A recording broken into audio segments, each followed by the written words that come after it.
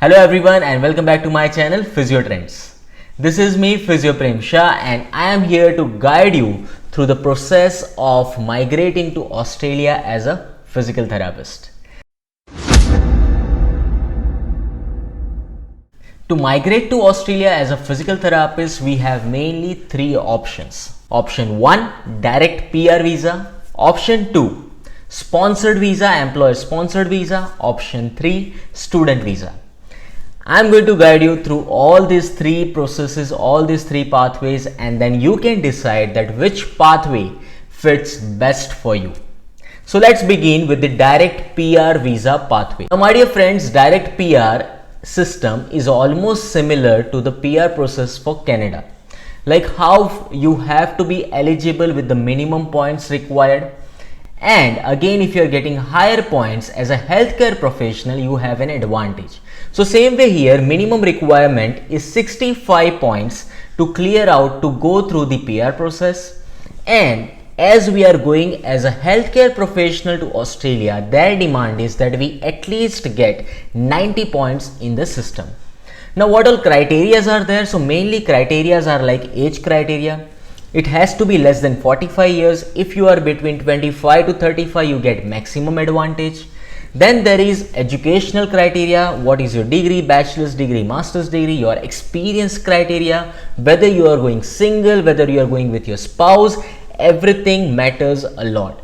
With all these things also matters is your IELTS score, your English proficiency. Higher your English proficiency, you get higher score, and again it will help you to reach the 90 points mark. I'm not going to lie to you, but it is again a difficult part to reach till 90 points. We all cannot get to the 90 points if you are somewhere outside the Australia, because again foreign experience, everything is included in this point systems. But again, if you think that you have a foreign experience, you have foreign degree, you have certain experience which is required for getting higher score, as well as you have English proficiency which is really good, then I would suggest you should definitely try this pathway for your Australia journey. Now my dear friends, in this also there are two things which you have to remember. There is something called as section 189 and section 190. Section 189 is like skilled independent program, in which you don't have to come in the occupation list which the Australian government puts out. You can just score 90 points and you can directly reach to the Australia and stay anywhere you want. Another one is skilled occupation list program, in which that if your occupation is mentioned in the list provided by the Australian government in particular provinces, it is like a PNP program in Canada. That particular provinces requires a particular occupation in there, and if you're falling in that, you have to go to that particular place, stay for a certain duration of time, and then only you can migrate to other places in Australia. Alright, so this is the information about if you want to go as a direct PR pathway. The second pathway what we have here is employer sponsored visa. Now what is this visa? So this is again a kind of work visa that you can apply. Like you can apply for directly working as a physiotherapist in Australia. But now we already know that in Australia also there is a license exam that has to be cleared by overseas physiotherapists. If you are not clearing this exam, then you cannot apply for this particular thing. And for this you have to go through a process of written assessment and clinical assessment of the physical therapy examination. Once you clear it, then only you can appear for this employer sponsored visa.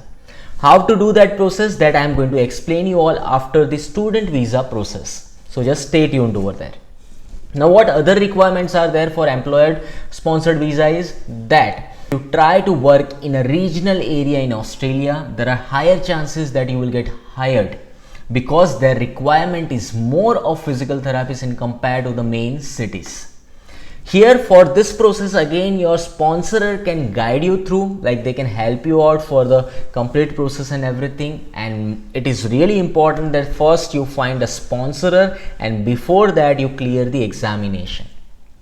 So this is about the second pathway that we can select as an overseas physiotherapist. The third pathway what we have, and which maximum of the physios follow, is as a student visa. Now in student visa also, my dear friends, there are two categories. First one is you can go for directly masters in physiotherapy in Australia, but for that again requirements are higher.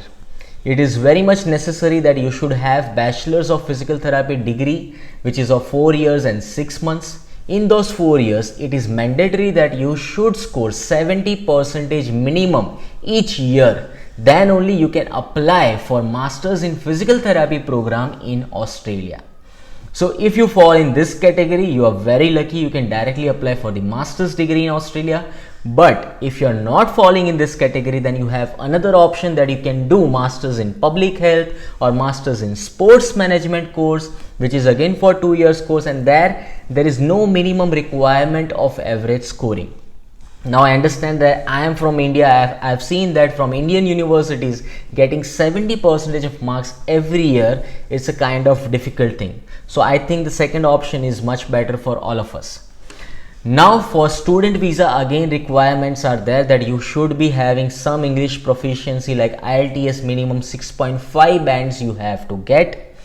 Plus there are two main other things, which is like statement of purpose and your financial abilities. So financial ability in terms of you have to show Australian government, your university, that what is your financial status, whether you are capable of taking out expenses throughout your education time during your stay in the Australia or not. So that is a first demand, first requirement to apply as a student. Second thing is statement of purpose. Now statement of purpose is very important for Australian universities. The reason behind that is that they have a particular demand that you should have a particular aim why you want to study in the particular university in the Australia and why not anywhere else in the world. So you have to specifically write down that and why you want to study in that particular course, that also you have to mention.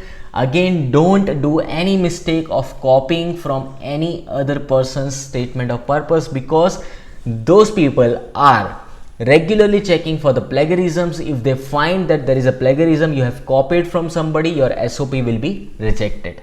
So once that is done, you will receive offer letter from university that they are ready to give you admission in Australia. After that, you can apply for the student visa, and if you are getting student visa as well, you can go and study in Australia. So this is the third pathway that we can choose. Maximum people are choosing to go migrate to the Australia. Now what happens once you go to the Australia, whether you will get part-time work as a student or not? So definitely yes, you will get a part-time work, which is like 20 hours in a week, wherein all you can work as a part-time being a student is disability support center, therapy assistance, sports therapy assistance, or Uber Eats or Uber deliveries. So all these works we can get as a student as a part-time work. The next step comes is how to get registered physiotherapist in Australia so that you can work again for your PR status and further processes. So for a physical therapist who has attended masters in physiotherapy program, it is very easy. They don't have to write any written assessment or clinical assessment program. They can directly go to the website of AHPRA, which is Australia Health Practitioner Registration Agency, and they can feed their details and get registered physical therapist.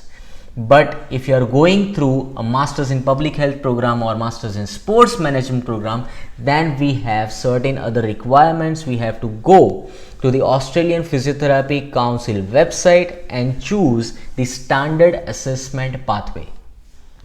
This standard assessment pathway is conducted in basically 3 steps. The first step is eligibility assessment and cultural safety training. Now this eligibility assessment is basically about your degrees, your college, university, as well as your recommendation letters from professors and everything. You have to submit it, you have to upload it on the website. Plus the cultural safety training is mainly done by the Melbourne University, so that when you are practicing as a physical therapist, when you are practicing as a healthcare professional in Australia, you are not causing any problems to the local community of the Australia. So that is a main concern of the Australian government. That is why it is included in the first step.